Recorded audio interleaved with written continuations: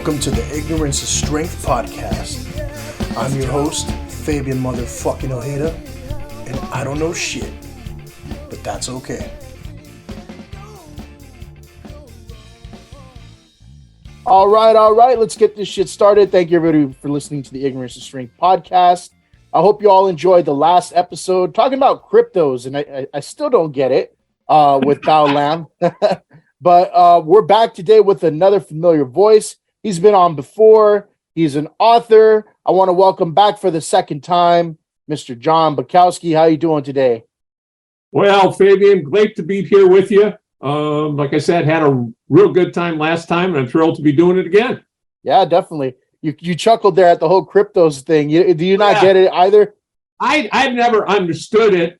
I mean, I guess I get it. It's that somebody just invented a currency and said, I think it's worth whatever people will pay for it. Yeah. I stay away from it because it's only worth whatever people will pay for it. Uh-huh. Yeah, I don't get it. I don't think I'll ever invest in it, but we'll see where it goes, right? Yeah. We'll see what happens. Sounds like the plot to one of your novels there. There you go.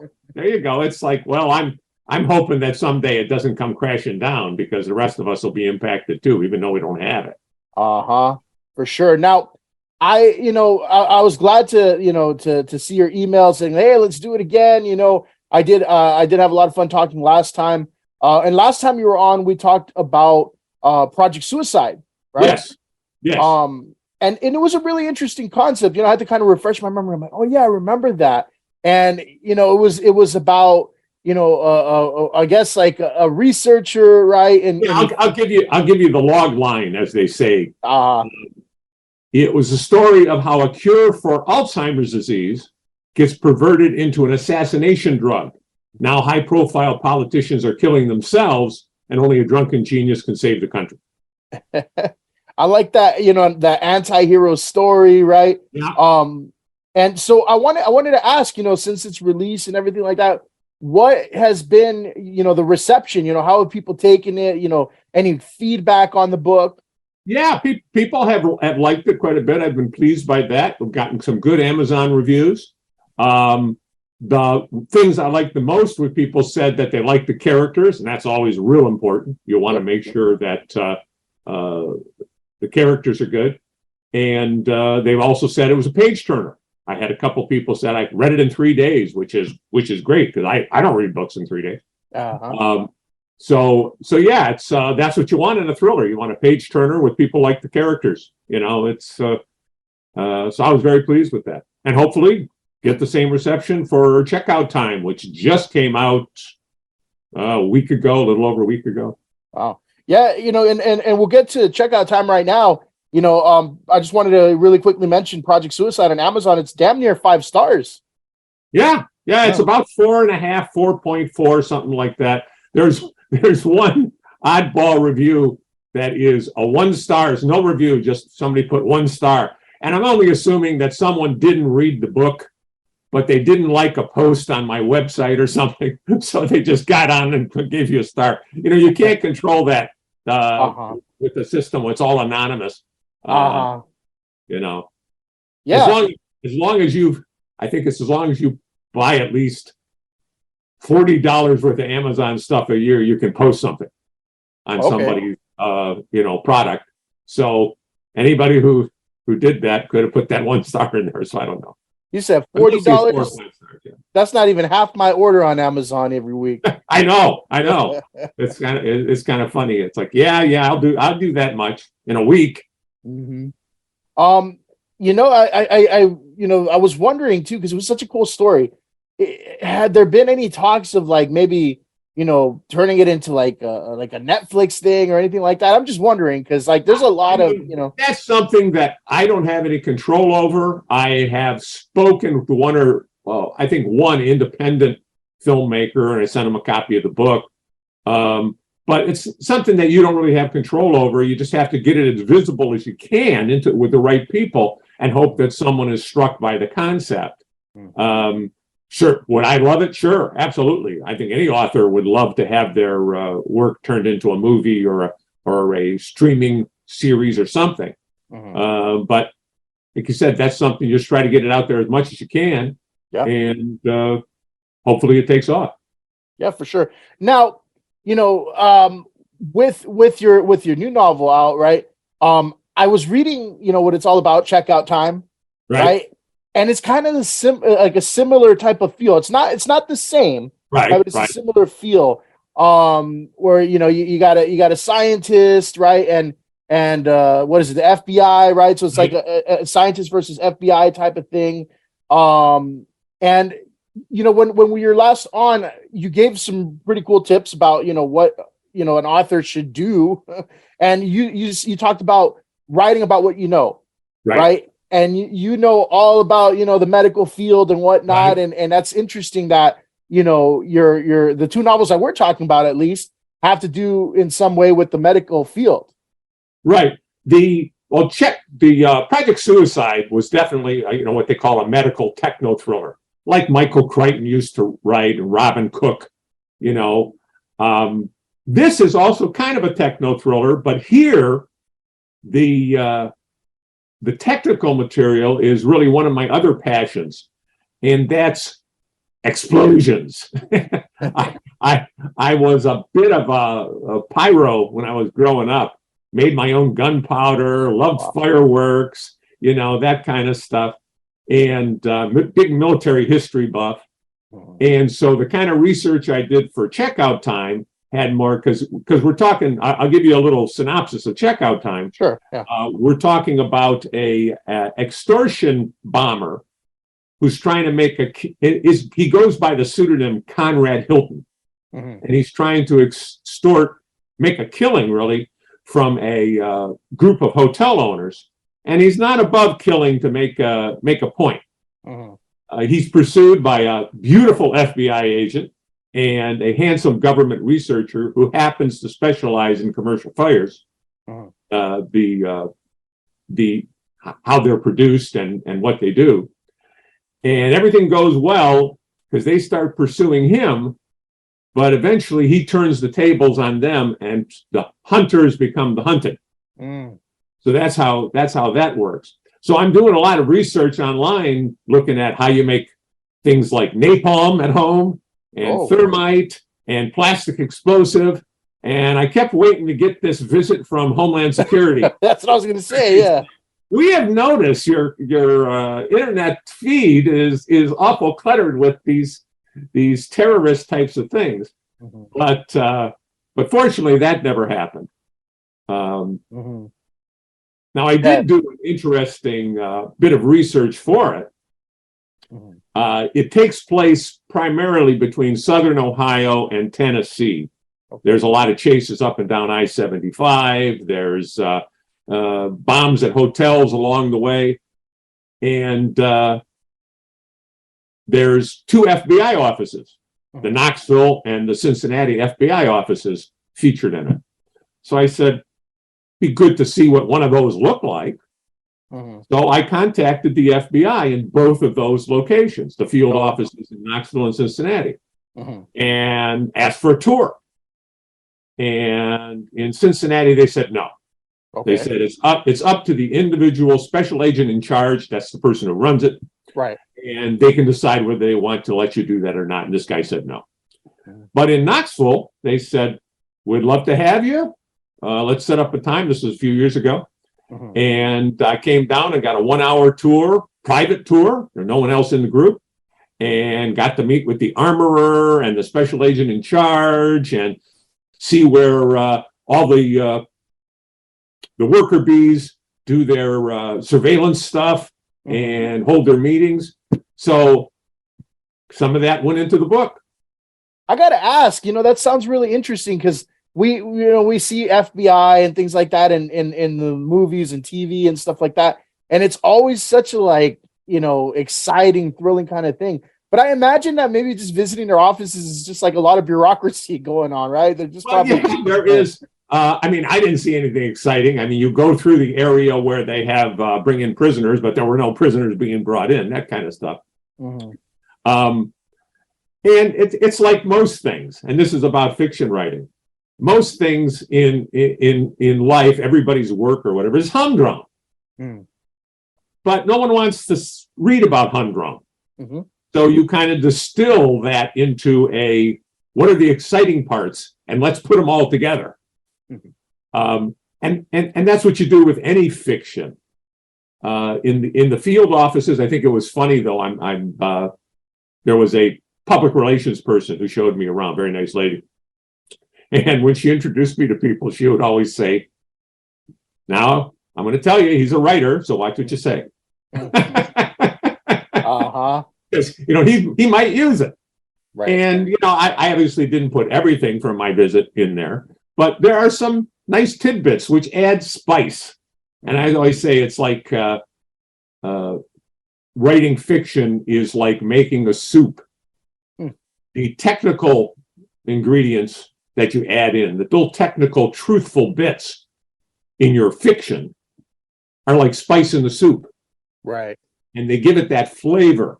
And so you don't want to do too much. You don't want too much spice, but you want to do enough to give it that flavor and make for a nice flowing narrative. Mm-hmm.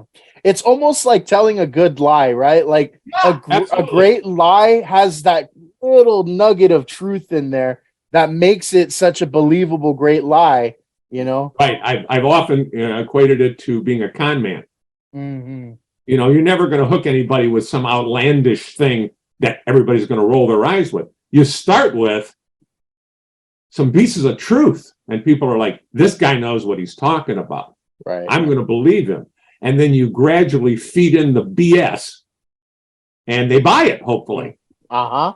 And it's the same kind of thing with fiction writing, because I do a little bit of a course on doing research or using research in fiction. I'll be doing it in Louisville, Kentucky this July. Okay. And that's what I kind of say. You don't want to use too much because it basically is fiction. You're making it up. Mm-hmm. But if you use the little bit of truth in there, if people believe that, then they're going to believe the other stuff, which may be a little far-fetched. Mm-hmm. It's like, I kind of, when you mentioned that, related to like all the prison movies, right? Yep. Like nobody wants to be in prison, right? And if you talk to people that have been in prison, they're like, it's boring, right? It's none of that stuff you see on TV. Right. Just like you mentioned, nobody wants to hear about all that. They want to hear about, the extreme stuff, the prison break. Right. All the stuff that happens every once in a while, but that kind of just, it resonated with me there. I'm like, because I know a lot of the times you see like, people are fighting, getting killed, getting raped in prison, right? And I've talked to people that I know that have been in prison. They're like, it's nothing like that, right? So if you had to pick maybe something like one of the subtle kind of nuances that you picked up on visiting that field house, right? That only people who have visited, that only people who work there would understand. What's like one little tidbit that you can give us? So you're like, wow, I didn't know this about the FBI. Well, I would say there's a couple of things. It's some technical detail. For example, and I'm going to start by saying that anybody could write about an FBI field office just based on what they've seen on TV and in movies. Mm-hmm. Because most people, very few people have actually visited one. And what you see, your experience, what you see in the movies and on TV and reading books is everybody else's experience. So it would be familiar. But if you can add some little technical things like what's on the third floor versus the second floor, or the fact that all FBI agents use a Glock. Because people, always they show, people pull different kinds of pistols and stuff. And I asked the armorer, I said, are you allowed to use your own? He goes, nope, everybody uses a Glock 19.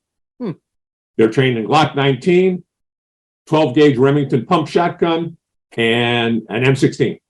Huh.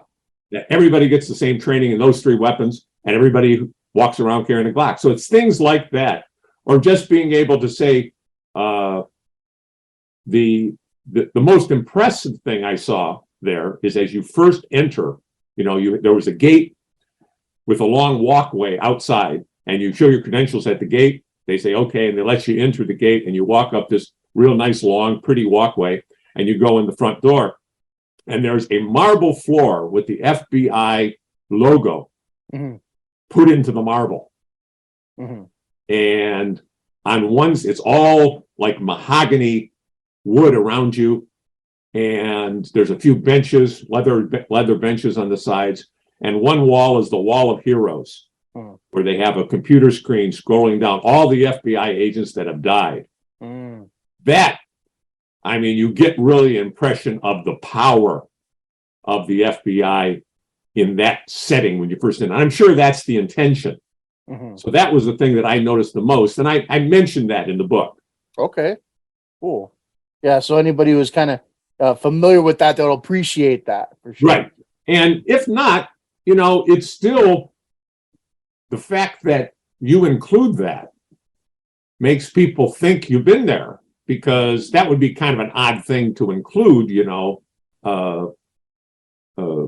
it's very specific. And the fact that you're talking about something specific, people are saying like, wow, it's probably there. This guy knows something about it. Yeah. It gives you some sort of, you know, almost like an authority, right? You're like, okay, right. Yeah. And that's what I tell people is like, when you're doing research, and this is true in science as well as in fiction writing, you're always going to do more research than you put in. But by just the fact of doing the research, you become a bit of an expert. So your writing gets more authentic. Right. Whether or not you mention specific things, you talk about it with more force, with more believability. There's more genuineness to your writing about the specifics. It carries through. That's true in acting. That's true in science. That's true in fiction writing. Okay. Now, moving on, I do want to, you know, just delve a little deeper into Checkout Time, right? Sure. And your main character is Tom, right? Right. The main character is Thomas Tomasinski. And I specifically wrote it that because I wanted the alliteration. And very early on, we found out that, especially people in the FBI and in police work, because there's police work involved in it too, he tells everybody he doesn't like the nickname Tom Tom. And so, of course, everybody calls him Tom Tom. And that's kind of a running joke throughout the thing. And he's the lead character. He's a government researcher, early 30s, handsome guy. He's somewhat charismatic, tall, handsome, easygoing around women. Women like him. And he treats it all kind of casually. But then he runs into this beautiful FBI agent in a hotel bar, and her name is Sally Butterworth, or as they call her, Sally Pancakes. And she didn't want anything to do with him. Not that she doesn't like him, but she's really not interested in anybody. She is her looks are actually a detriment in a man's law enforcement field. She wants to be treated like an equal. Right. She doesn't want to be treated like a secretary or a model. And so there's a little bit of that going on throughout the book, that she is actually the stronger of the two characters as far as logic and physicality, if you want to say it that way. And then we have Conrad Hilton. He's very, very smart. He's planned this out very, very well. He's going to hit these hotels. If they don't pay him, he's going to burn or blow up some hotels, kill some people. And he's also got kind of a method actor's ability to take on different characters. Right. I noticed and that. Part of it he does to confuse, and part of it he does because he likes it. It's fun. He's showing that he's better than everybody else. And the way I came up with this idea was, they always talk about writers have a what if moment. You know, what if a shark terrorized the resort community and the chief of police was afraid of the water? You know, you got Jaws. Yeah. So this is what if I'm in a hotel and the fourth floor, the top floor, and I put my bags down and I lay down on the bed and I look up and the ceiling is kind of this, I don't know what it was, metal or whatever, but there's a trapdoor. Mhm. Not really a lock, just one of these little things. You put a bobby pin in there, you could turn it. And I put, you could put something up there. What would you put up there? Jewels, microfilm, a bomb? Right. A bomb. Could you sneak a bomb in a hotel? Sure. Nobody searches you going into a hotel. It's not the TSA. There's no metal detectors. Right. You could lug in 2 duffel bags full of high explosive. You could plug in a backpack nuke, and all they do is give you your little plastic card and show you where the elevators are. Right. Just like the Vegas shooting. Yeah.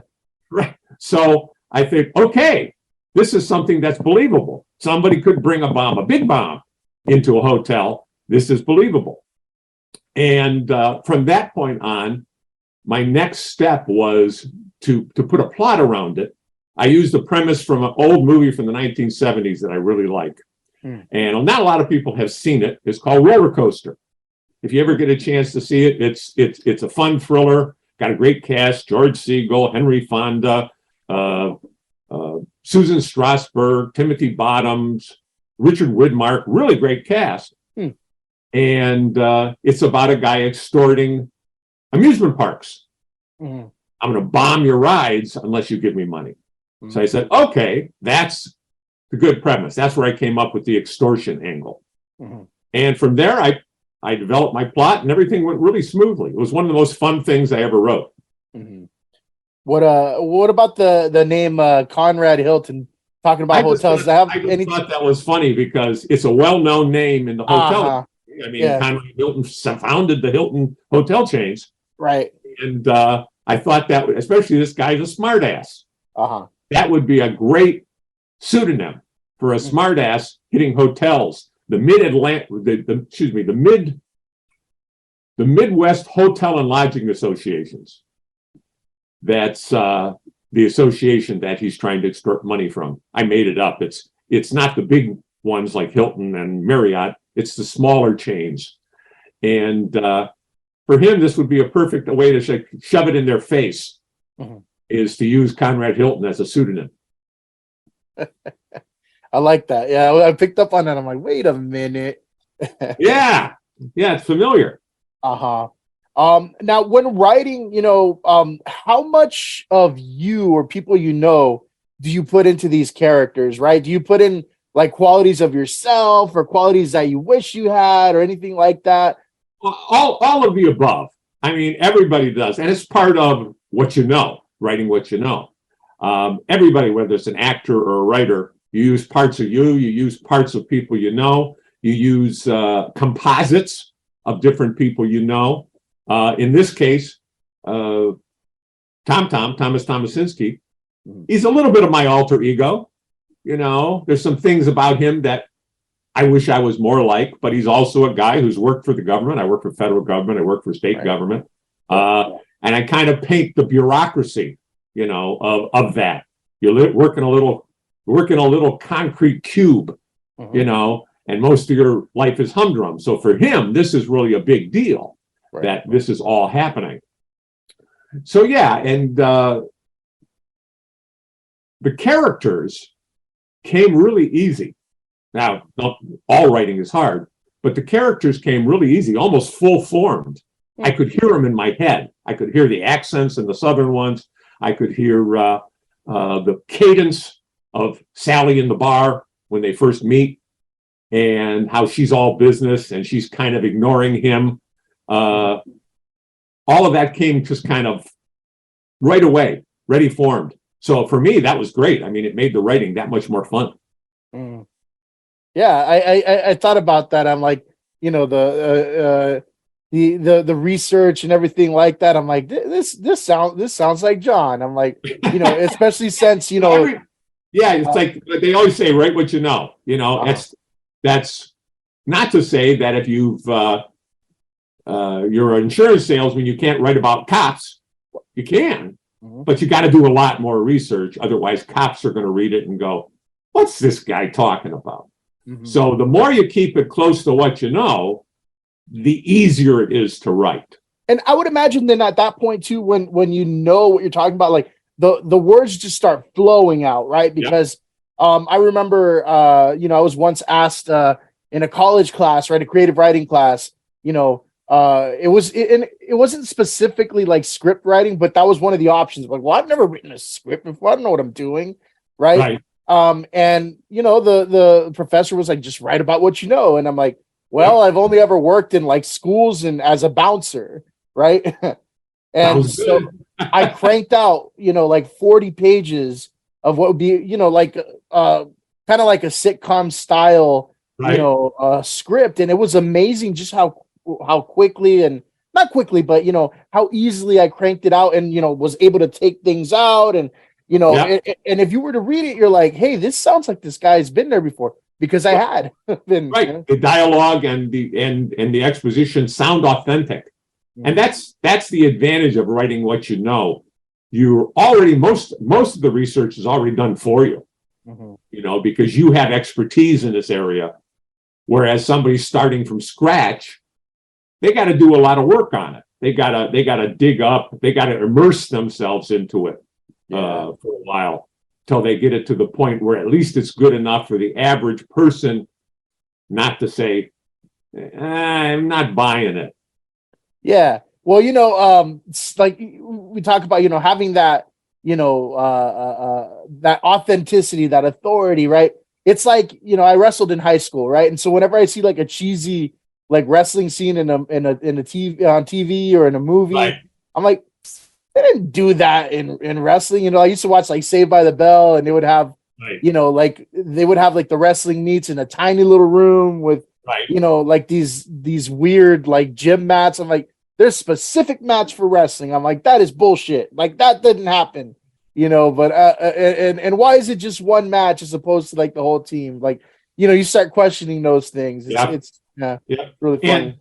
And that's important because, and it depends. If it's something really arcane, that nobody has heard of or very few people know about, you can get by with more BS without really knowing about it, because one or two people out of 1,000 are going to look at it and say, that's crazy.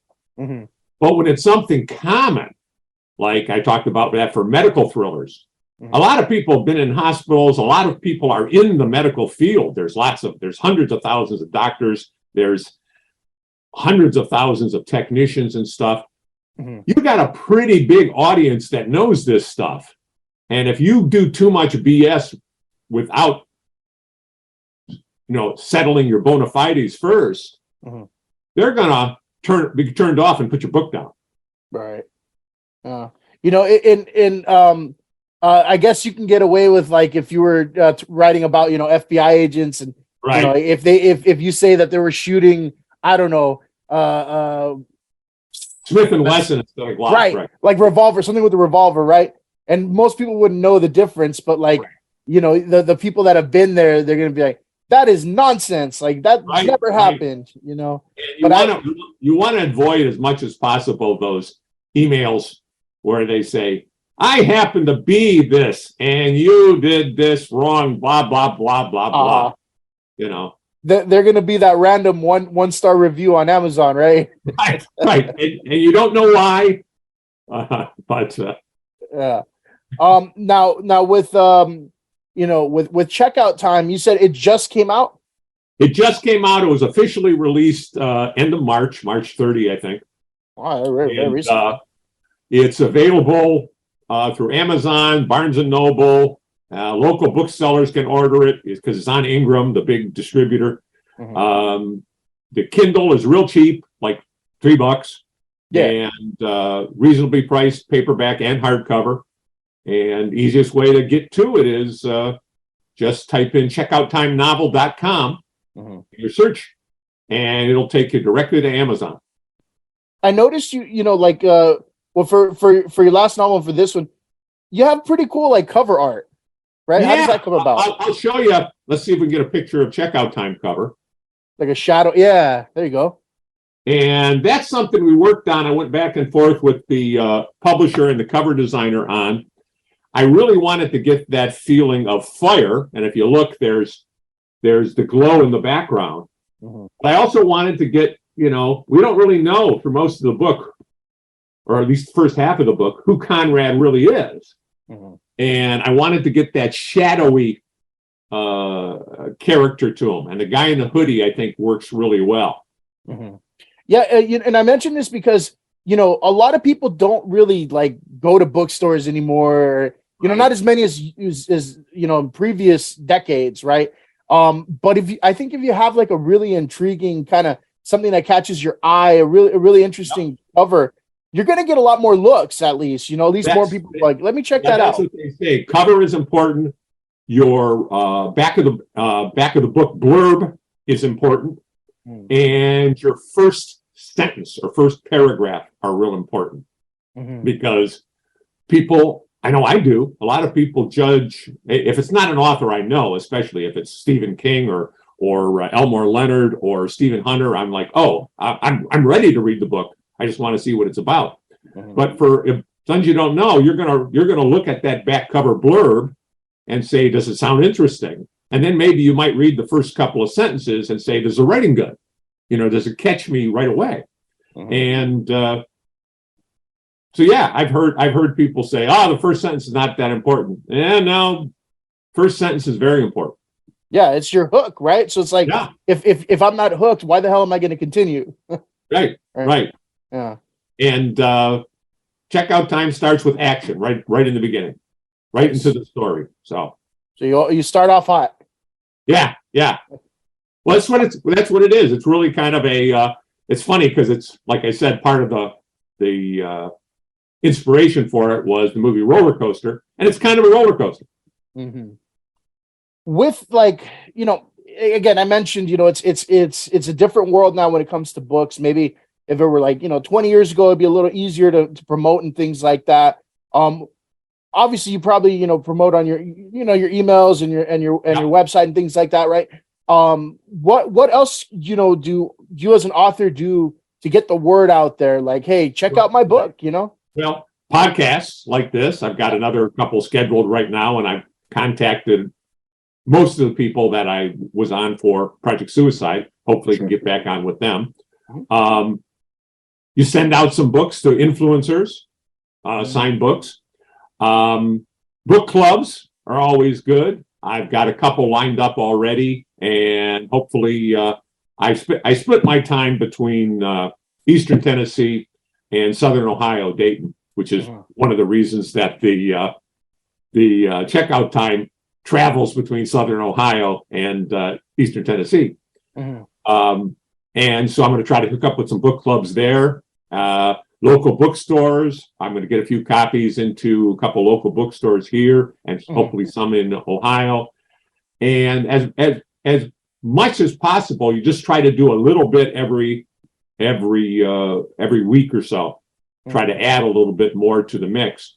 And I always encourage people too, not just for me, any author that you like what they wrote, put an Amazon review. Put a Goodreads review. Amazon's probably more important because the more reviews you have on Amazon and the better the reviews, not only does it attract more people, they look at the reviews and say, oh, this guy's got 5 reviews and it's a 3.5. This guy's got 50 reviews and it's a 4.4. That might be better. But Amazon also adjusts how they promote your book, where they place it in searches and stuff based on the number of reviews you get. So it's easy to do, and it's the nicest thing you can do for an author that you like what they wrote is to get on and do a review. It doesn't take long. It's 5 minutes. Right. Yeah. Now, a lot of people that have interviewed you have also interviewed somebody who's been on my podcast quite a few times now, actor Larry Hankin. And he just released his memoir as well. And I was talking to him and I'm like, I really like, your book, but I'm not much of a reader. I don't like to read, I just, sometimes I don't have the time for it. And we were talking and I'm like, have you considered doing like what we used to call it books on tape? There's no tape anymore, but like an audio kind of thing. And he said, yeah, I really like that idea, but you need to sell X amount before, you do something like that. Right. And so I ask you, as an author, right, is that something that is, on your mind, like something you want to try, or have you considered it, anything like that? I've considered it. I haven't done it yet because right now I'm pushing the print books and the electronic. It's an extra expense. You've got to. Not many publishers do that automatically. I'm with a small press. I don't even think the bigger presses automatically do audio. I think you have to do that yourself. Mm-hmm. And that's true for most things. There was a time when the major presses, and there's only a handful of them now, used to promote the books for the authors. Now they don't really do anything. Mm-hmm. The author is still, even if you're with Doubleday or somebody like that, you're still required to do the promotion yourself. Mm. And all they really do is like press release, and my publisher did that too. We had a press release that went, it goes out to the papers in all the places you've lived, your schools, a broader press release that goes out kind of nationally, like that. And that's really all the major houses do too.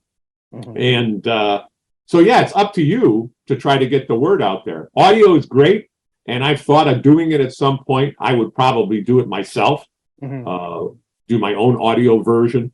But it's also time-consuming. It's to read your entire book. Well, you don't want to, like this, you go, blah, blah, blah, blah.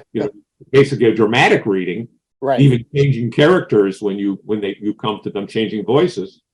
And it's a long process. So it's something that's very possible in the future, but I haven't done it yet. Okay. Now, I got an interesting question here because we're living in a new world, right? And, you see all this new technology coming out.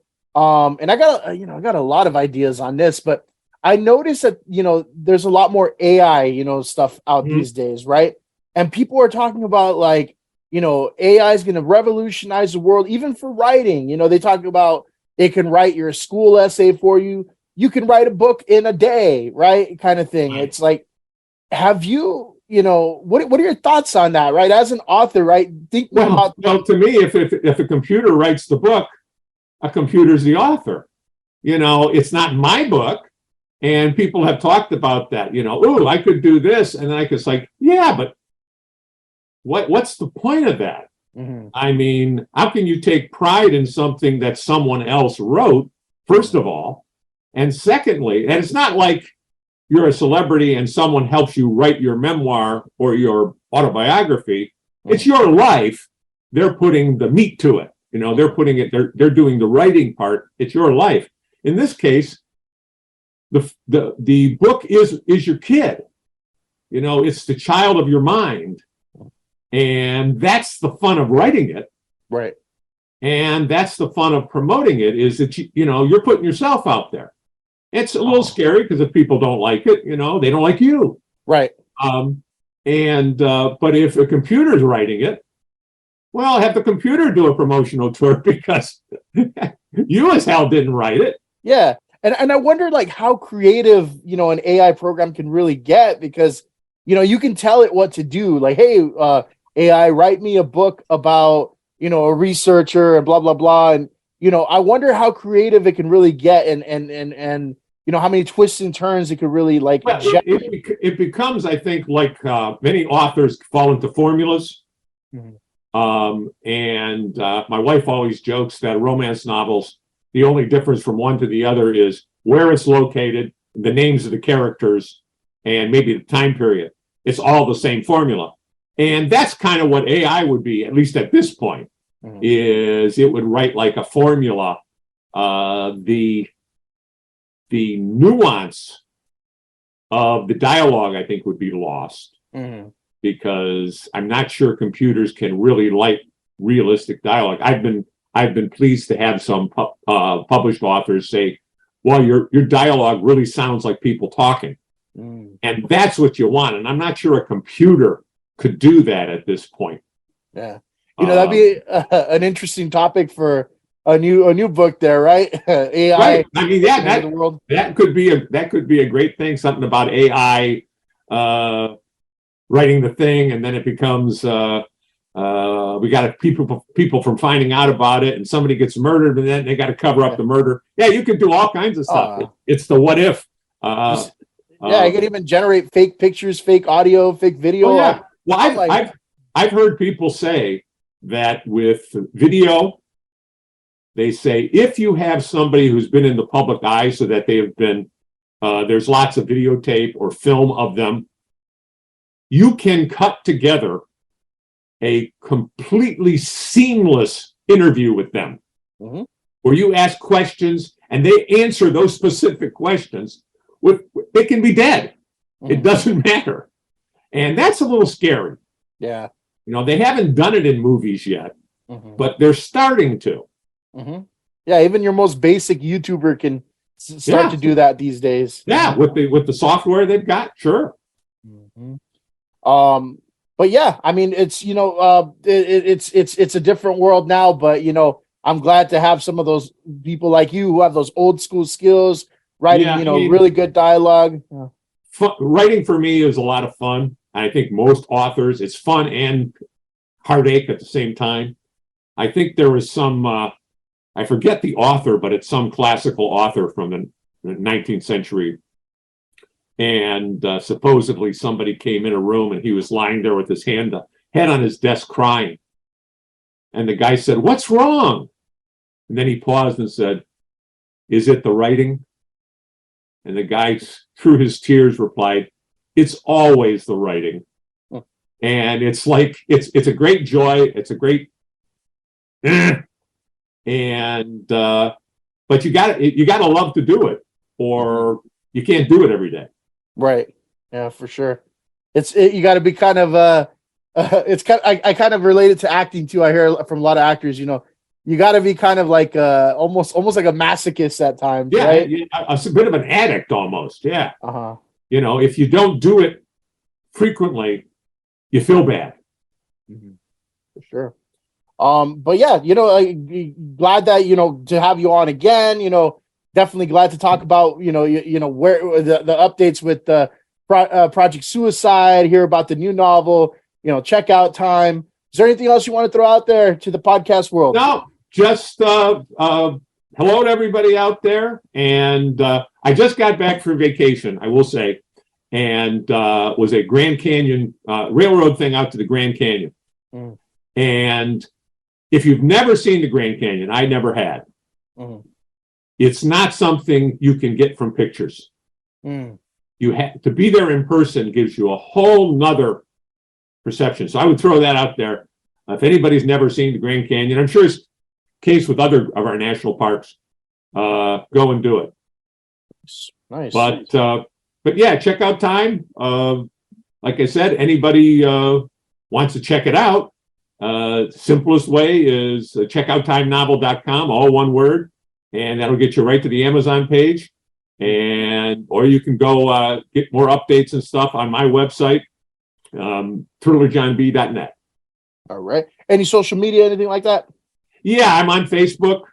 I'm on Twitter, although I will have to admit I don't Twitter a lot. And if you're on my website, you can sign up for my email list, and I send out an email once or twice a month. I get those. What I'm doing. Yeah.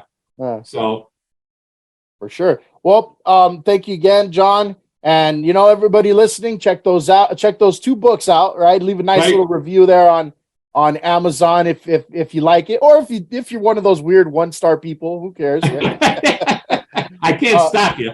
Right. But again, I appreciate having you on, John. And for everybody listening at home, I appreciate you. Thank you. Fuck you and good night. My pleasure. Thank you.